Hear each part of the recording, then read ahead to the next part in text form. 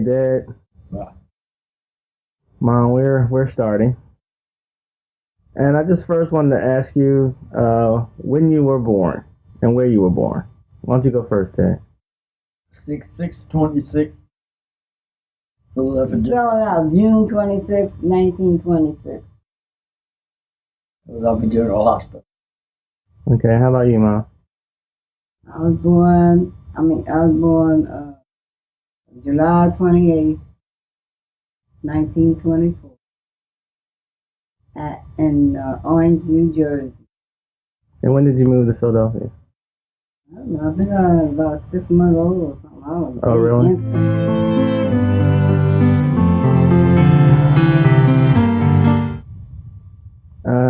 Tell me about your parents and your grandparents. Starting with your grandparents. Don't know. You don't Never met I never met neither one of my grandparents. Really? At one time, though, I think I was a little girl, about 5 years old. My father and mother came up to visit us when we were living in apartments. Building my father was janitor, and she was so loud, maybe I never want to meet her no more. You call her a bad name. No, I was a small child. She just the way she acted, I was scared of her. How about you, Dad? I lived with my grandparents and mother all my life.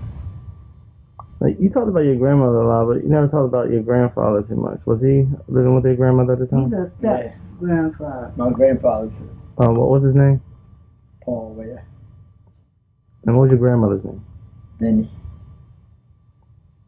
Binnie, Vinny Skelton, I don't know. Ware. Yeah, when she married him, Her maiden name was Skelton. But my grandfather's name was Ware, Paul Ware. That's your middle name is after him. Okay. Now you both grew up on the same and book. after the Bible too. In the Bible, Paul was in the Yeah, Bible. Paul and what's it called?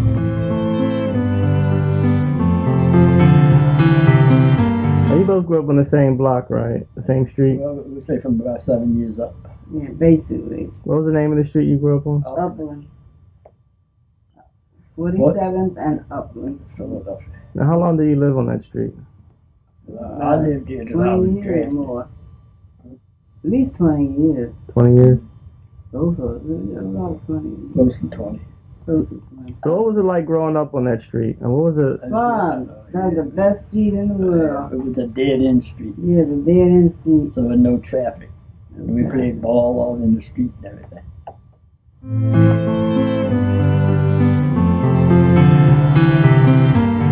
Now, you grew up during like the Great Depression, right? Yeah. The 1930s. What was that like for you growing up in that era? Like, for example, they have like food lines and all that kind of stuff. Yeah, my mother had to stand in line. And the food you got had not to be sold. Not to be sold every pack. Relief used to give us, I guess they gave us, I don't know, stamps or what, but they gave us something to go get. Coupons or something. Yeah, you can go stand in line, get certain foods and stuff.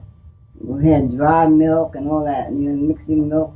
I didn't go through too much of that. We didn't do that. We was kind of My grandmother never was on welfare, but my grandfather always worked somewhere. My father worked too. He was a janitor. So even during the Depression, you were able to find work. Well, he was a janitor, but I first knew him. That's all we lived in an apartment. When I was a little child coming up, living in the bottom, in the basement in the apartment, he took care of upper floors.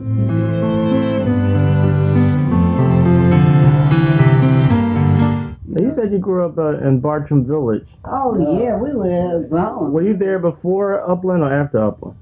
After we were We kids. didn't move in Martin Village after we had children. Oh, really? Oh, okay. Yeah. We had Derek and Cheryl.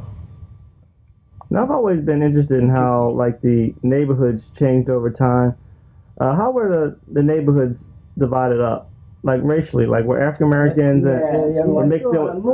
Yeah, but there was whites who lived on our street, too. Yeah, but it was basically divided. White people had their neighborhood and we had our neighborhood. Yeah, but they had whites living on all the streets. For example, we grew up in 1108. What was that neighborhood like when you were kids? Do you remember? Did you ever? It was pretty nice. But then that Pretty nice. We didn't have too much. Not on Upland Street. I mean, not on 52nd Street. We lived on 52nd. It wasn't too bad. The years we had on 52nd Street wasn't too bad. Until we had the fire at the house and we had to move around the corner to this little house. They just took the first thing we saw.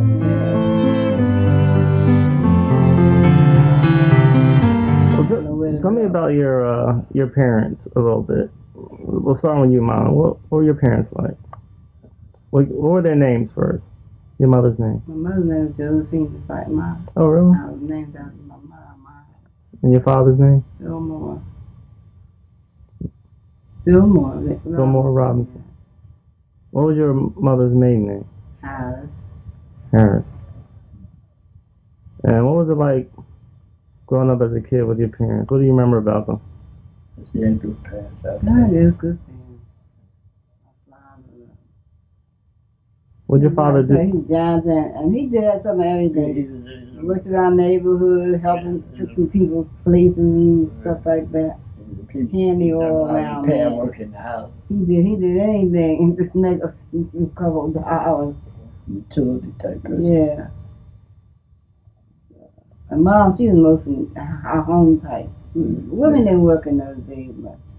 It was something that did, something that you only had to.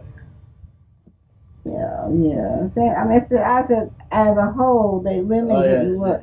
The men went out to work, and the women stayed home, took care of the house and the children. That was their job, yeah. Well, tell me about your grandmother. What was she like? She's the nicest lady in the world. What are some of the things you remember about growing up with your grandmother? I guess she made me come in the house early every night. And when I went to bed, we had no electric, we had coal lamps, you know. Yeah, we had coal lamps. Yeah, she'd come up every night and clean out the shade so I could read my books. So she always had meals for me. I let her cook biscuits and stuff early in the morning. Yeah, I even took some, put them in my pocket and came to school. I was walking to school. Because I was late, you know. I just pick them and put them in my pocket and use them on my way to school. Especially going to shore school, that was a long ways off. So. Yeah, we had to walk to school. All the way to Westbury, right there to the Upland Street is the first. Okay, hey Mom, you grew up in a bigger family. What was it like growing up with all those sisters and brothers? It was nice. It wasn't too bad.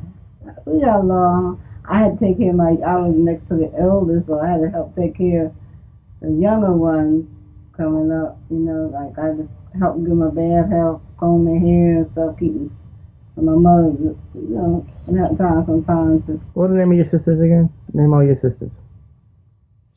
Bill, Catherine, Betty, Hazel. The name was very ill. There were 6 girls, 2 boys. Wow. So did you all get along? Basically, I didn't get along with Steph, my oldest, the one next to me, older than me. She was always picking on me. She was always starting something. She was a little tomboy devil, that's all. I'll be sitting up there in the house by myself doing another reading a book or something. She come up behind me, damn, hit me in my back. How did you feel about, like, things related to beauty and, like, who was more beautiful, who wasn't beautiful, like hair and all that kind of stuff? Did you ever get into that kind of stuff? Yeah. Like, well, they all have what you call nice hair. Yours wasn't too bad. Mine wasn't too bad, but it wasn't like theirs. I had more really thick, bushy type hair. Curly hair. And they still had this pretty hair, and they would so be so pretty. Everybody compliment them every time you walk down the streets with them. Made me feel like a little, no, what you call black sheep. I felt that growing up a lot, because because every time I take my little sister's hair, Betty, and out, you know, walking or anything. Everybody stopping. Oh, aren't they? And they were pretty cute little girls. I loved them. I loved fixing them up. But no, and then before they came, it was stale. We'd be anywhere. We walk down and see somebody. Oh, they're beautiful girls. Still was so beautiful. Nobody never told me I was beautiful or pretty. But I told my other sisters and my oldest sister. And nobody, I thought I was a black sheep of the family. Really, I grew up with a complex, sort of. Something like Cheryl, stuff like Cheryl, get her complex stuff, something like that. And, what about you, Dad? I mean, you grew up, you must have been perceived as light skinned. I don't know if they used those terms back then. It didn't bother. No, colors we didn't think of colors with each other in those days. People But just. I had a lot of white friends. Yeah. Well, I don't know where you got them from because people wasn't friendly that much. At school, I mean. Yeah. We wasn't that friendly. Because see, Westville was a big school then. White, in fact, it was more white than black at first. I never even knew a color were white. I never had a white friend. I knew one here and there, but I never actually knew one. Never was close. I played on their baseball team and everything. So, But your grandfather took you around. See, this was different because grandfather took him around when he was a little boy to all the ball games. He was a little water boy and all that kind of baseball stuff. fields. We go there early in the morning, cut the grass and everything, and put down, the soil and stuff, around the bases, and I'd be right there. Yeah, but his grandfather used to be umpire with all the games they played around the neighborhood. Yeah. The older boys, he used to be their umpire. So he had Norman up in baseball and everything. Norman, that's how Norman became so familiar with sports, But I wasn't. I didn't have no brothers and sisters. The only other person was the house of my Aunt Dot. She was about 12 years older than me, I think, better. The main thing that we did mostly on Upland Street was having fun. Yeah, we played together. Played games, all kinds of games. It was fun. Kick the can, hide and go seek. Dead block. Dead block. Had a dead block in the middle of the street. We get in the middle of the street. Everybody turned shooting at the dead. I was the marble champion. Yeah, Norman's always been good at everything. He's very good. He got a good eye. He got a good eye for everything. When I went in the service, I had everybody's marbles. I had cigar case boxes full of marbles. I mean, about 10, 13 high. That's what they would play for. I gave to the little boy living across the street. They used to play for marbles in those days. And they don't even do that. I ain't seen no child play no marbles these days. You had marble tournaments and stuff like that. Well, you don't see them playing in the street like we do. I grew up in an era where you didn't have television. What was that like? We didn't get radio. Well, we didn't get the radio. We didn't listen to television because they didn't have any. Nobody had television. Nobody knew what television. It was real bad. So how often did you listen to the radio, and what did you listen to? We listened to the stories. They had stories. They had The Shadow and Gangbusters. Gangbusters, yeah. My grandmother used to love Gangbusters. We would get down there in the evening and have oil lamps and we'd sit down there watching Gangbusters. Listening to it on the radio all day. Yeah, on the radio. It was nice while we was coming up because we had nothing else. It was some kind of pleasure, the radio with the stories. Stuff because they didn't have electric lines. Yeah, and they just started having the electric when they had them little stories coming on. So what did you do before you had electric? Use oil and nothing, no. Oil lamps? Oil lamps, yeah. We had one in every room. And what kind of stove did you have? Coal stove, big old stove in the kitchen. Yeah, they had big iron stoves in the kitchen. Big iron. In the old cowboy movies. Yeah. That's the same kind. Yeah, they cooked and everything. Oh, and gave you heat. You got your heat from it and everything.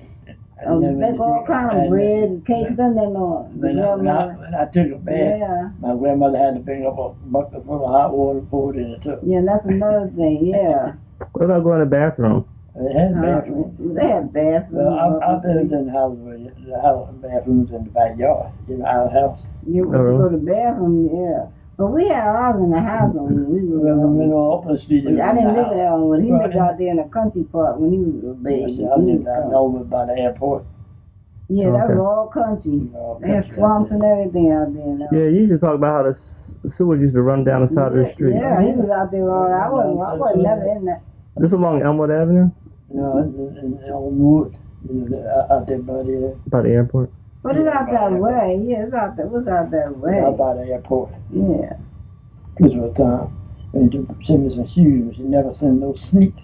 You know what I mean? I had to wear shoes, play ball with shoes, and next thing you know, the sole be flapping. My grandpa used to buy me sneaks. Hey, and they only cost $1.98. Yeah. It was cheap. That's about it. I learned how But to we do had everything. fun. We had joy. That's the best living Her friend Lucille. We have She used to live friends. across the street Yeah, the from one that, me. yeah, This Lucille. prayer a lot got one got polio. You know, one of my friends. she used to live She across raised the on street. up and see with us. So when did you decide that you were kind of falling in love with each other? Like when you. Oh, that was after he went in service, really. Norman was always, I was so afraid. he always was my friend. So you were always friends growing up. Yeah. And see, when I had Pinky, you know, so you know we were married.